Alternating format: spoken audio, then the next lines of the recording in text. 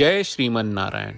ए पर जे टिप्पणी हम करे जा रहल बा रामानुजदास श्रीमान गट्टू वेणुगोपाल स्वामी जी के द्वारा दिहल गयल बा। अध्याय 14 गुणत्रय विभाग योग श्लोक 1। परं भूयः प्रवक्ष्यामि ज्ञानानां ज्ञानमुत्तमम् यज्ञात्वा मुनयः सर्वे परां सिद्धिं इतो गताः। ओम। गीताचार श्री कृष्ण परमात्मा अर्जुन समेत हमनी सबके गुणत्रय विभाग योग सिखा रहल बानी। परमात्मा कहत बाड़न कि अर्जुन, अब हम रौरा सभे के एगो औरी ज्ञान बतावल, जौन की हमरा पहले जौन तरह के ज्ञान के जिक्र कहले बानी ओकरा से श्रेष्ठ बा। ई ज्ञान के जान के और ओकरा के ध्यान से सभे ऋषि परम सफलता पाके कर्म के बंधन से मुक्त हो गए बाड़े।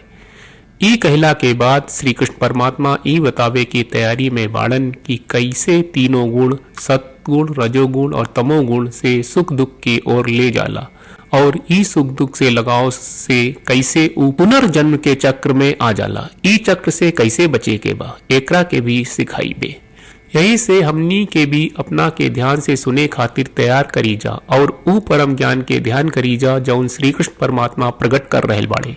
श्री कृष्ण परमात्मा के शिक्षा के ध्यान करत हमनी के श्रीमन नारायण के प्राप्त के उद्देश्य से अपन शरीर के उपयोग करे की शुरुआत करी जा। हमनी के श्रीमन नारायण के समर्पण करत घड़ी श्री कृष्ण परमात्मा के वचन के जैसन बा श्लोक के रूप में दोहरावे की कोशिश करी जा। परं भूयः प्रवक्ष्यामि ज्ञानानां ज्ञानमुत्तमं यज्ञात्वा मुनयः सर्वे परां सिद्धिमितो गताः। श्रीमद् भगवत गीता का पूरा सार श्री कृष्ण परमात्मा ने अध्याय 18वें के श्लोक 65 से 70 में 8 काम करे खातिर दिले बाड़े। श्री कृष्ण कहले, हम ओ लोगन से प्रेम करनी जो लोग इन 8 बातन के मान तारे। हम ओ भक्तन के हर तरह से रक्षा करब। श्री कृष्ण परमात्मा के द्वारा बोलल गईल संपूर्ण भगवत गीता सुनला के बाद अर्जुन कहले, करिष्ये वचनम त्वा, जेके मतलब बा कृष्ण मैं वही करब जौन आप कही। यही कारण बा श्री कृष्ण अर्जुन के हर तरह के सफलता आ विजय प्रदान करेले। आई परमात्मा के आपन व्रत देई कि हमनी के ये 8 गौ कर्म के पालन करी जा। ई वचन परमात्मा के देवे से बड़न कौनो पूजा तपस्या यज्ञ नहीं। हम 8 प्रण कहब जौन हमनी के करे के चाहिए। आप सब कृपया इन्हन के आपन दिमाग और दिल में सोची। श्री कृष्ण के आपन वचन देवे के ई तरीका में हमनी सबकी कल्पना करे के चाहिए कि श्री कृष्ण का चेहरा खुशी से चमकत बा और खुशी के एहसास करत बा। जय श्रीमन नारायण। यहाँ हमनी के 8 वादा बा। हमनी के पहला वादा, हे श्रीमन नारायण, आपका निर्देश के मुताबिक हम हमेशा तोहार ध्यान करब और तोहार बारे में सोचब। हमनी के दूसर वादा, हे श्रीमन नारायण, आपका सलाह का अनुसार हम हमेशा आपका भक्त रहब।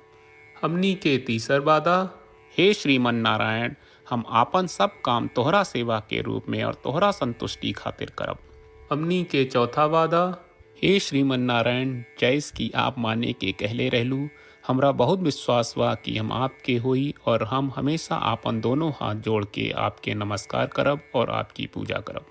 हमनी के पांचवा वादा, हे श्रीमन नारायण, हमरा के तोरा बात माम एकम शरणम ब्रज 1866 याद कहले, जहाँ आप हमरा के आपन का अर्पित करे का कहा।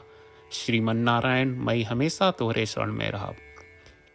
हमनी के छठवा वादा, हे श्रीमन नारायण, हमरा के तोहरा बात माँ सुचहा 1866 याद कहले कि आप हमनी के शोक ना करे का आश्वासन दे रहे बड़े, हम अब और शोक ना करब।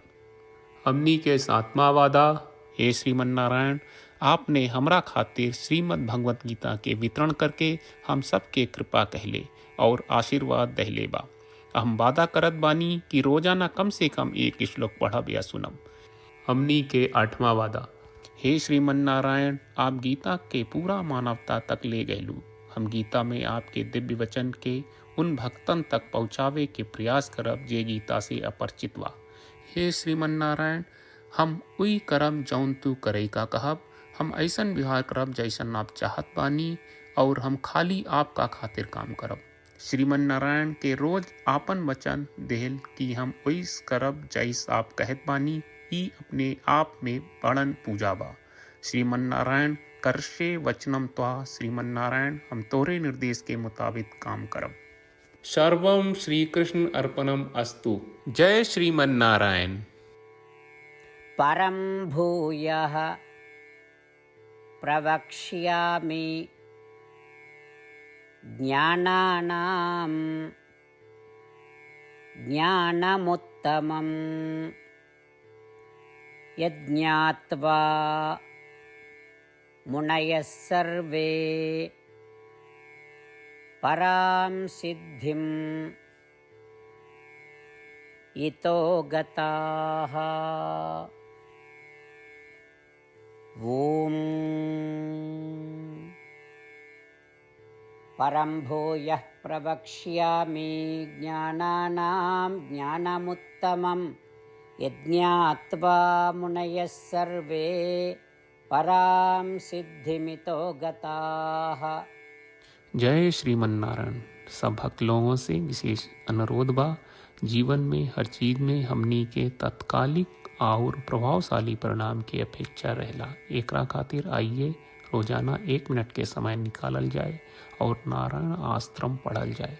नारायण आश्रम प्राप्त करे खातिर नारायण आश्रम वेबसाइट पर जाई, जो www.narayanaashram.org है, और पंजीकरण में आपन नाम और ईमेल दर्ज करी।